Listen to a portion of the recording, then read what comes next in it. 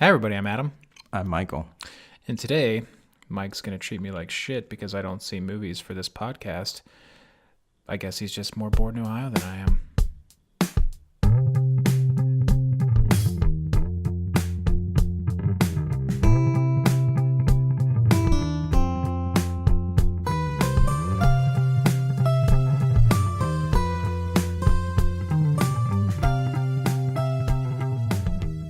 Yeah, you like that? I am more bored. It's been a busy time. Like you like to complain, I've been going to Michigan and stuff like that. That's not a complaint. That's a fact. We had Kara's parents down, and they're from Michigan. I think you just have something against Michigan in general. Well, I don't like Michigan because every time I go there, it makes me ill with my allergies. Something with the pollen in your trees or something. I mean, seriously, They're not my trees. I live here. Let's Good just old be Ohio. honest. But you hate it here too. I hate it here too. You're going to move there eventually anyway. I know it to be true. And when you do, I'm not going to take it well. I'll wait until you die. Oh, thanks. And I gave you that whole story about how I will be the one lighting your Viking ship on fire with my flaming arrow, and I will retrieve your remains and keep them in a little satchel and or sculpture that I make that's hollowed out. So you're always with me. That does make me happy. I'll still do the podcast across from this statue. And I'm like, what do you think about that? And I'll just like react like you're talking. It'll be like complete role reversal from Clownface and Gas Mask. It's actually true. That's right. Yeah. So you're going to tell me about a couple movies. Yes. And I'm just going to have to roll with it and believe your opinions. And chime in, whatever. Yeah. Are you going to see? I'll ask you questions. Yeah. Okay. I saw Bohemian Rhapsody and I saw Overlord. Kara and I were going, like, we were planning on seeing Bohemian Rhapsody last weekend, but it just didn't happen. You guys, that's a lot with you. A lot. Well, like Friday's weird because like Kara's always like, her weekend doesn't really start until Saturday because she's just tired as shit on Fridays and doesn't really want to do anything. And we were going to go see like a matinee of it, but didn't wake up fucking early enough, and I knew that was going to happen. And then then shit got busy. I make time for the show. You have more time than me, technically. Do I? Technically? Anyway. For those people that are just trying this podcast out and probably are going to stop at about 20 seconds because they haven't learned anything yet, between the two movies you saw, Bohemian Rhapsody and Overlord, which would you recommend someone to see if they could only see one this weekend? That is a tough question. Like I said, because it's two different genres, two different classes of actors. Yes. Is there anybody in Overlord that is recognizable? You know, the lead is I don't recognize the lead at all. He's African American. At first I saw him and I thought maybe it was the guy from Get Out with a beard, because he looked a little bit like him. And then after you get a good look at him, you're like, okay, that's not even remotely the same guy. I don't think I've seen this guy in anything. Okay. There's the guy who's in charge of the group of 5 guys, the army guys. He looks a little bit like, Pet Sematary, the remake is coming out. The guy that plays the dad in that, he also played John Connor in Terminator Salvation or whatever. Gotcha. He looks a little bit like that guy, but it's not him. It's like a younger, like his son version of what he looks like. I don't know who the guy is, but he looks kind of like him. It's okay. Yeah. The acting in that movie was good. It was good, but Rami Malek is just, he's Freddie Mercury in this movie. Not only, besides them making him look like him, and he does kind of a little bit look like him, but he's really amazing in that movie. Okay, so before we actually dive into these, which one? You have to, gun to your head, you have to give somebody a recommendation this weekend. Which one should they see? The story is so much better in Bohemian Rhapsody, right? Mm-hmm. As a story. The acting is so well, but the directing isn't as good as Overlord, because Overlord has so many really cool, good shots, nice cinematography, really good effects in it. I'm leaning towards Bohemian Rhapsody because I really think everyone should see Rami Malek play Freddie Mercury because he was there. You amazing. go. That's your decision. Don't feel bad about it. Okay. Although Overlord was fun and entertaining. Do you think Overlord missed like the window? Like, should they have come out in October, more Halloweenish? Definitely. Okay. I wonder if they held off because of the actual Halloween film coming out. They were like, let's just step aside and let Halloween reclaim its throne, and it fucking did. Yeah. That movie did very well. It was good. Yeah, if they did like mid to late September and let it run into October a little bit, you know? Kind of like a lead-in. Yeah, kind of like a lead-in. I think it would have done much better. Zombies, they're not... I know like October because it's Halloween, like that's the time to bring out like your horror films or whatever. Yeah. But I guess, zombies are really kind of an anytime thing. True. So, I don't know. I think it's kind of weird to bring it out like right before Thanksgiving, though. It was weird. It is. There's gore in it, but it's not. Let's talk about that one first, since like you already gave the reco. See, Bohemian Rhapsody. There's really nothing more to tell you about that movie other than you basically see. Well, I have some questions. Oh, I'm sorry. Go ahead. Right? I'm sorry. Go ahead. Yeah. Zombies. They've they're been zombie-ish done 1,000 times, so they're not traditional. It's zombies. not traditional. You know. Does this lean more on the side of 28 Days Later, where it's like, was this like the effect of like a mustard gas turned people or something like that? It's Nazi experimentation. Okay. So it's like, the old, like the myth that's always been like what Hitler's guys were doing to that's like basically like the origin story of Hellboy was exactly like that. Just go with that, but they created zombies. They create zombie-ish type. Were beings. They making They're mutated. them on They're mutated. purpose?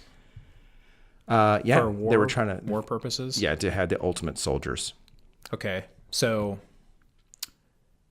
did they unleash these, or was it kind of like, we made this thing and we were a success, but it backfired, and then like the Nazis and I assume Americans. This isn't going to ruin anything for you, okay? But this is one part of the story which is kind of stupid.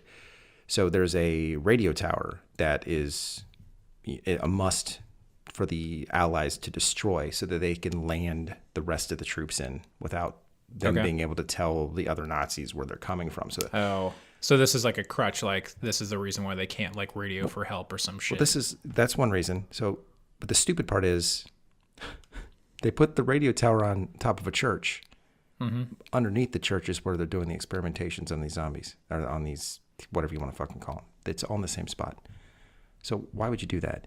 If you're trying to create the ultimate soldier, why have the beacon of what everyone else wants to destroy on top of it? You're hiding your secret laboratory under a church, so no one and back then except for like bombing runs, people like soldiers didn't purposely fuck up churches.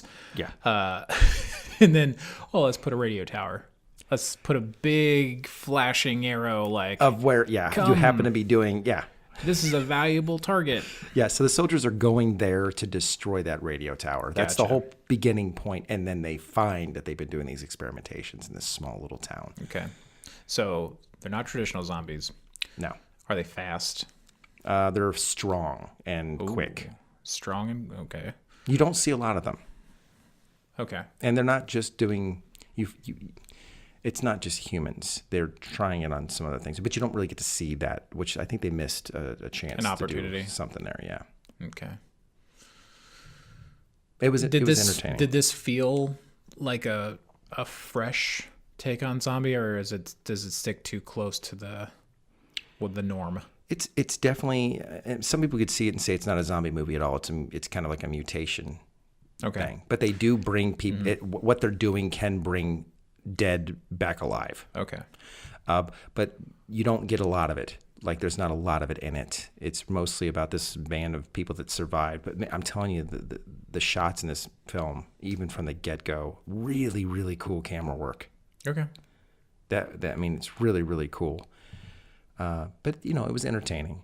I would say you want to see it in a theater to really get those cool camera angles and the war aspect of it. Yeah, I hate to have someone miss out on that, but you could watch if you had a decent home theater and a nice television at home. definitely watch it. It's not a buy for me. Okay. I'm going. Well, go ahead. I always wondered, like with the style of old war movies, or like Saving Private Ryan, if you did something and shot it that way, that serious, and had like, like, ooh, zombies, or like throwing Captain America into the D-Day, but like just making it part of, the melee that's happening and not super focusing in on it. Yeah. Like, I know, watching Saving Private Ryan, it's really about the work, like getting up the beach to that hillside. Right. And it didn't even focus on Tom Hanks right away. It was just showing the fucking craziness of it. Yeah. Like doing something like that. And like, you kind of see in the background, like what's going on, like with, the hero or whatever. But you don't focus on, you're just looking at this massive chaos and then hitting that moment. Like that opening scene in that movie is so good. Oh yeah, it is. It's great. It's kind of just like that with this Overlord thing. Okay. Like the opening scene of it is not. It's not as epic as that, but it's a really cool scene. Okay. Yeah. Cool. I'd like to see like them doing things like that where they're trying to like doing a really, really concentrated effort on making the realism and just blending in that genre aspect. Yeah, that'd be cool. I think that would be really cool. Yeah. Like if Saving Private Ryan had zombies, like just imagine, like, instead of the flamethrowers or the machine guns or gunners, I mean they would have to have the gunners, but that they were just unleashing zombies down the hillside. So they had to not only combat machine gun fire, but once they got to the hillside, there's fucking zombies. Yeah, that'd be cool, right? I mean, on like saying it out loud, it's like it could be dumb, but like if done right, like if Spielberg had done that, it probably would have looked fucking awesome. Yeah. But I digress. So you're saying like, yeah, that's a fun. It's a fun movie. Not necessarily buy if it comes out on digital, like maybe rent, or would you wait for? I mean, I could see some people wanting to buy it. I mean, Right. it's not a bad film at all. I mean, it's entertaining. The acting in it is good. The direction is good. They keep it well paced. this was just Abrams produced, right? Yeah. Okay. Kind of like, yeah, like Cloverfield, like Yeah. that had nobody recognizable in it No. Right. at the time. Yeah. And thank God it was not done in Handycam. Oh my God. I can't do that shit. I'm glad that came and went again. Yeah. I'm not a fan either. I hate that. I hate it so much. Like, it can be done effectively, but I think it gets so heavy-handed. I know in the Bourne movies, they were pretty heavy-handed with there, and I know they wanted it to show the chaos of like an actual fight and like kind of add impact to it, but they did it in like quiet scenes where it's just conversations, and it's supposed to be like a fly on the wall thing, but it was way too much. Like if you can do it in a more subtle way where you still get that effect, like you're just looking over these people's shoulder while they're having a conversation, but they were just, I don't know. I guess like the stickler in me is like, I want the shot to be framed better the whole time. That's my problem. That's my thing. Yeah, I'm watching it. I'm like, I feel like I can't even get into what these characters are saying or even what they're feeling because I can't concentrate because you're moving the damn camera around so much. Yeah, I hate that. Okay, so I give it a B. you give it a B? B minus. Yeah, Not too bad. yeah. I'll definitely check it out at some point. Yeah, there is gore in it, but it's not over the top. Like this isn't a horror film. There's some horror aspects to it for sure. I mean, definitely there is, but Yeah. it's not trying to scare the absolute shit out of you by any means. It's an action Gotcha. film mostly, Yeah. with terrible works. fucking Nazis that are trying to make terrible beings. Yeah, the Nazis are real assholes in this movie, as they should be portrayed. Real assholes. Oh, yeah. Like, is there a movie where they're like, yeah, those guys, not so bad. No, but Terrible ideas, but it's like Inglourious Bastards. I love that guy who plays the main general guy. He's right at the beginning of the film. He goes, Christopher Waltz. Yes, love that guy. Like he doesn't make me, of course, like by any means like Nazis, but he played such an amazing villain, and that is my favorite Tarantino film. Yeah. Even though like I love Pulp Fiction and some of his other movies like a lot, but I feel like that was his like opus. Like he showed his ability to create tension. Like there were so many scenes that were just basically an essay on how to create tension. Yeah. And it was, you felt uncomfortable. Like you're like, oh fuck. Oh yeah. Something bad's gonna happen, and you got real uneasy. And he was so good at that. So yeah, I mean, I'm not even sure why we were talking about that. It's a good movie. Because we were talking about Nazis. Yeah. Okay, so yeah, I'll check that one out when it's on digital or whatever. I'll probably wait till it's definitely on watch it. a I think streaming you'll enjoy it. I know you'll enjoy it. Okay, so let's move on to Bohemian Rhapsody. Yeah. I know what's interesting to me. I know it's like a biopic, and I'm sure there are several of Queen's songs. Yes. In this. Yes. But you don't like musicals. No, I hate them. But I mean, obviously, like it's not a musical, but it's very music heavy. Yeah. But since it's not using a musical music to tell the story, like I'm trying to like, since it's a biopic about Queen, and why did I just lose the name of the lead singer? Freddie Mercury. Freddie Mercury, like heavily about that. And musicals they're just stories, but they use music and lyrics to tell the story and talk. It's dumb. Okay. Anyway, yeah. So that must be the breaking point for you. Like, I don't want to hear your conversation in song. No, right. If it's doing like, oh, this movie's about a band and sometimes they sing. That's Interesting. I'm not even sure why I'm asking this, because now as I'm talking about it, two completely different things. It is done in kind of it's a more personal documentary style. Mm-hmm. I mean, you are for the most part following around Freddie Mercury for the most part. Right. But it was cool because you got to see how they met. Yeah. And his change over time. No, it's not. He didn't really change. He didn't really know he was gay from the beginning. He had these mixed things. Yeah. They kind of show that a little bit. But you got to see the cool thing I like, and I watched some music documentaries on bands because I like to see how they create when they come up with a song and how they do it. You got to see them do it on a bunch of their songs, how they actually, and this is the Queen backed this film. Like this is the one they say this is the script that they approved, and then they said it was accurate. It was cool. You got to see how they came up with different ideas. Mm-hmm. Who wrote some of those songs? I didn't even know that it was a one specific person that wrote this or that, or who came up with this music. And, the one major complaint some people have had about the film, and I do kind of agree with, is, they show you that Freddie Mercury was gay. Mm-hmm. They touch on how he was, he would just bounce around. I mean, he would meet some men in a bar or some men at a gas station. Like he was there and it just happened. But they don't hit you over the head with how promiscuous he actually was, which is supposed to be way more than what they portrayed in the movie. But they don't let you not understand it. They just don't hit you with it enough. Not that I think that you need to know that about the guy. But I think if you're doing a biopic, you should know that the man loved sex, and he loved the whole group sex thing, and he had all these sex parties, and they really only touch it, like showing you there was a few instances when in reality there were supposed to be hundreds of these things. But right, which this kind of brings up a question to me. So, what is the actual movie like about? Like, what is the goal of the movie? Because you talking about this makes me think of Kara and I recently watched Battle of the Sexes. Have you seen that film? No. That's the tennis one about. Oh no, I did not see that. No, actually, pretty good. But I'm asking this question because I feel like it might relate to this movie. Okay. So, what do you think the goal of the movie was? Like, what's the message? What's the story?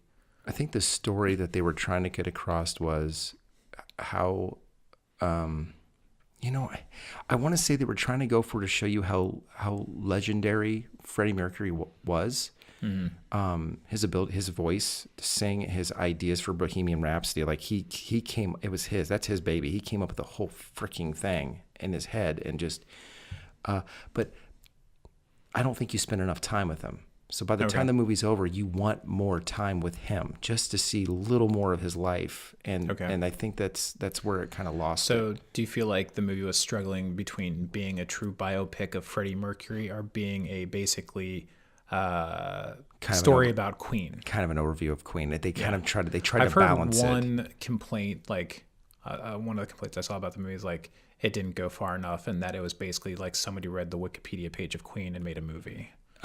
That's fair. That is fair.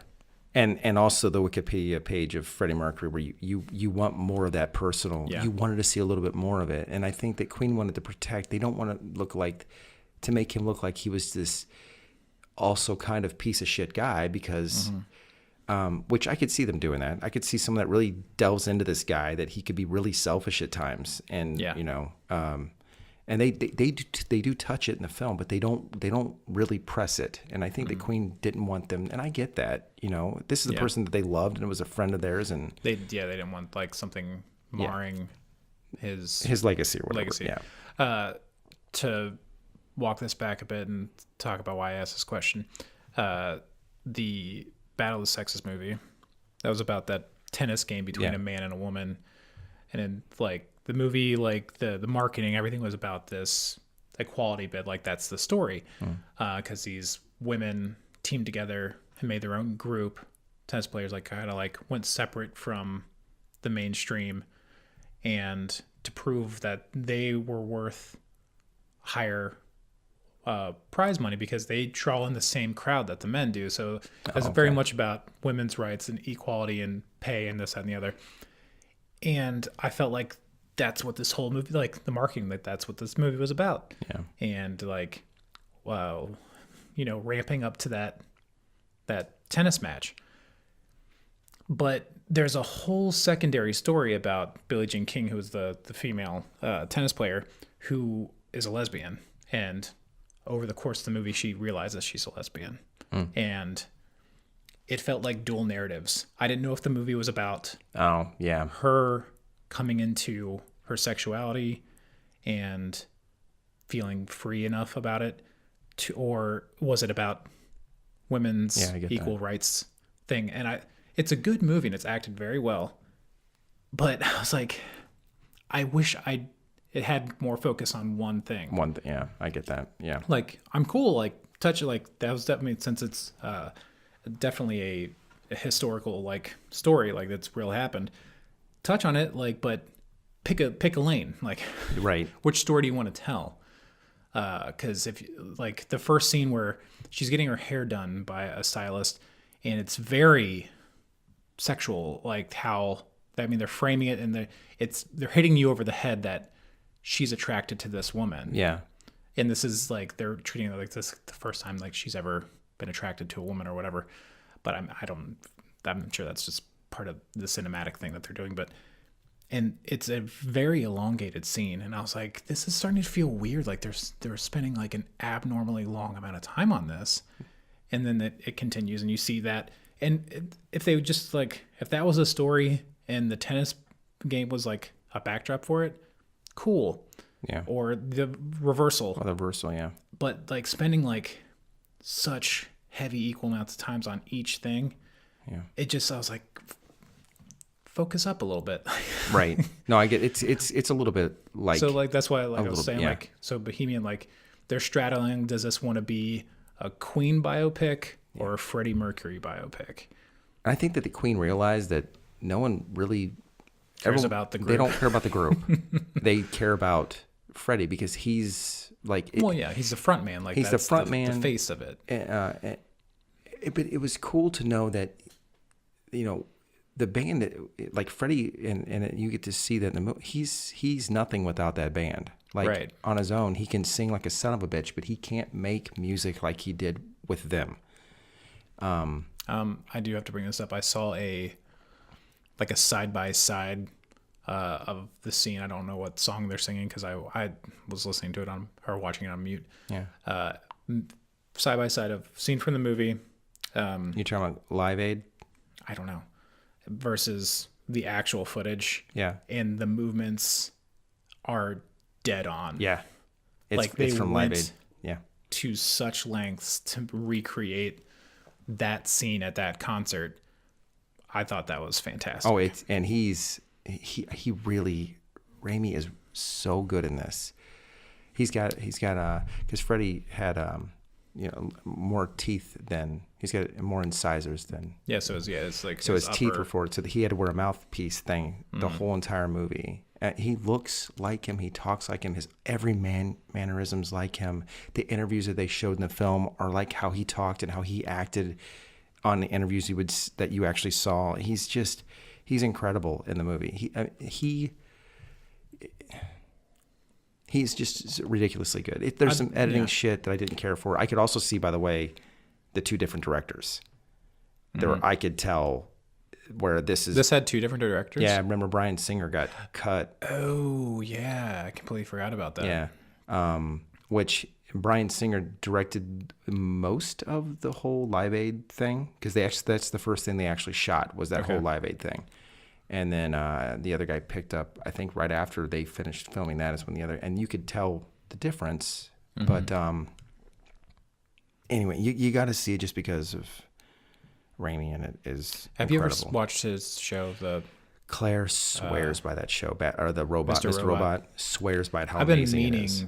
to try it. I mean, because he got an award for his acting in that show. Yeah. Like I knew he was good, but now you're confirming like he's real good. He's really, really good. Nice. And it wasn't, I mean, it's like Joaquin Phoenix when he was Johnny Cash. He just spent all that time learning how he talked, how he moved, how every word he said, and he was Johnny Cash. It was amazing. And Joaquin Phoenix sang in that. Raimi does sing in this. I looked it up to make sure. Does he really? He sings all the parts, and the notes that he could not get or he could not sound enough like Freddie Mercury. They brought in other singers that could mimic Freddie's voice, and then they would overlay his voice still with it, and it sounds like Freddie Mercury. Interesting. Yeah. I thought they were just gonna have him lip sync. I did. Well, you can tell they have so many up closes when he's singing that dude's really singing. Like you can't get the throat going unless you're belting. It was really well done. Well, I mean, he could have really still well been like belting out, but then they just replaced the audio. I don't know if you could do that. Well, yeah, you're right. No, that's true. Yeah, but I did look up. I wanted to know if he actually sang in this. It was actually Claire when Claire was with me. When we went and saw it, she's like, "Does he?" I was like, "I don't know. Let me look that up real quick." So I pulled up a bunch of stuff, and they're like, "Yeah, he actually sings in it." But then they used other people to fill it in. To fill, yeah. Where Joaquin Phoenix actually just sang all that shit, which is just amazing. Anyway. This film I'd give it like a B-. And it's same as Overlord. The reason is this is like overall a C+C movie because the directing is just not as great, and the story is just like you want so much more of this, and it's like, do I really care as much about the film? Would I want to see it again if he wasn't so amazing? No, I wouldn't. But he's so amazing. I'll buy the movie just to watch him act in it. Okay. So it's okay. Yeah. It's one of those. It's one of those. Okay. Did you see, what's that, The Star is Born or whatever? No, I want to see that. I haven't seen that yet. Because Bradley Cooper, like, really sings in that. Really sings that. He can actually fucking sing. Yeah, he's on the radio, but they have. Yeah, like, I heard. That's where I heard it. I haven't heard it yet. I was like, is that actually him? And then, like, on my dashboard, like it lit up with like the name and like the artist, and it was Bradley Cooper and Lady Gaga. I watched an interview with Lady Gaga and Bradley Cooper, and they were talking about how he got her. So when he went in to talk to her about doing this movie, she wasn't sure she wanted to do it. He's like, let's just sit down here. Let's try to sing this song and see how it sounds, because he was trying to see if he wanted her for it too. And she's like, he started singing, and I was like, holy shit, he can actually sing. So yeah. You know who he really originally wanted for the part that he ended up playing? He wanted Jack White. Really? Yeah. Man, I like Jack White. I do like Jack White. That'd have been interesting. I would have liked to have seen that, actually. I feel like that would have been a different kind of pairing, because Bradley Cooper has more of like a country voice. Yeah. Yeah, that'd have been. I would almost want that redone. I know this. I know I'll like the movie because I just from the trailers alone, I'm like, okay, it's shot well. I can tell it's acted well. I'm interested. Mm-hmm. But I kind of want that now. I want to see what that looks like too. Cool. So, if you're seeing a movie this weekend, go see Bohemian Rhapsody. Yes. Or I guess if you're just in a mood to see some Nazi-made zombie people, Very entertaining. Very entertaining. What do you got going on, bud? I'm creating music. I am not writing right now, so I'm creating a song for you. For me? Yeah. Like for me to sing, or like you're singing me a song? I'm singing you a song. It's I'm creating it. I've been working on it for a while, but I think you're going to love the lyrics. Are we going to debut it on the podcast? It's very NC-17. I'll leave that to you. I can only imagine. I mean, I've heard some of your other gems that are just like little snippets. Yeah. So think of that as a full-length song. Yeah, I think you're gonna enjoy it. Is this just like an exercise? Like, I'm gonna write this music, I'm gonna do all this stuff, and I'm gonna have a ridiculous fucking song that I sing to my best friend. Yeah, because I've got I've got a bunch of song stuff that I've been working on the side, but I came up with this idea last week, and I wrote the lyrics for it already. I started this whole past week. I've been creating the music for it. There's some piano playing in it. There's some soft singing, and then it goes right into dubstep. Hilarious. Yeah. Well, I can't wait. I bet you can't. What the fuck have I been doing? I did make a little animated logo thing for my buddy Rick. He's starting to do videos. He's a realtor. He's doing like some video segments on YouTube about, I think he's going to focus on like smart home technology that he's going to touch on, and maybe just some general stuff about, selling your house or that kind of stuff. So I did a little bumper, as they call them in the biz, for his logo reveal, and then one for his outro as well. That's the creative thing that I've done recently. Fun. I also bought my first pair of MeUndies.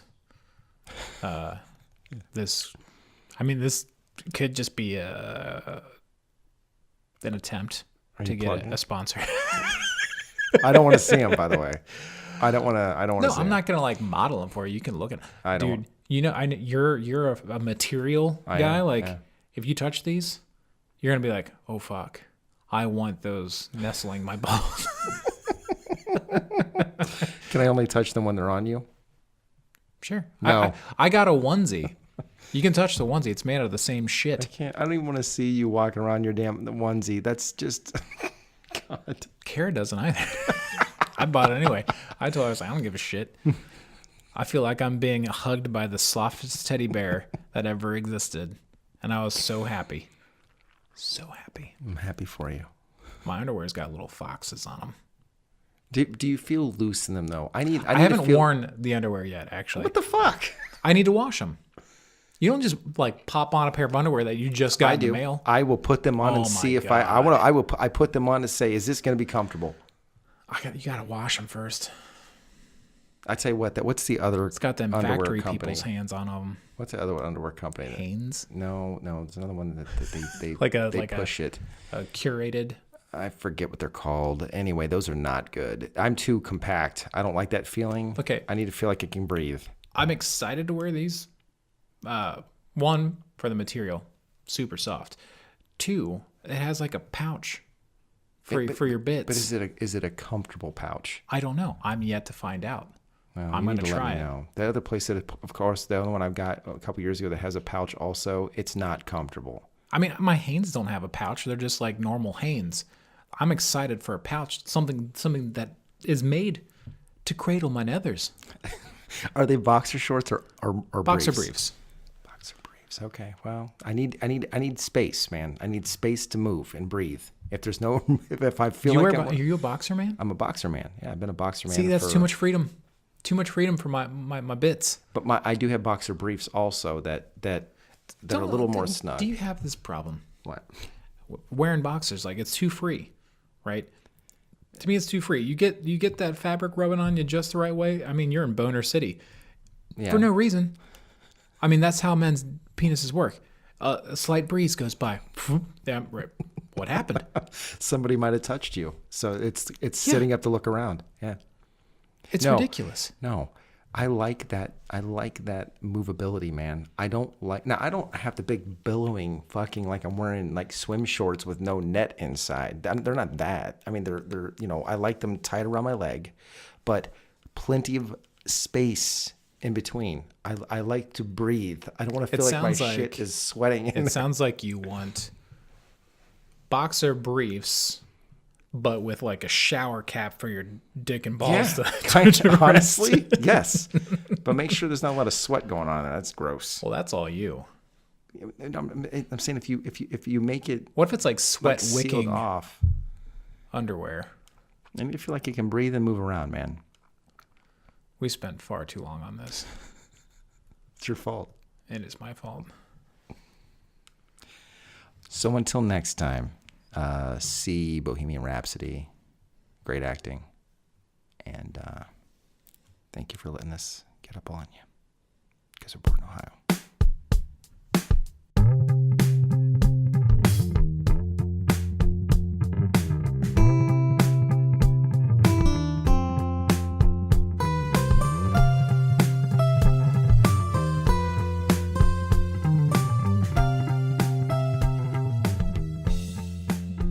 It sounded really somber.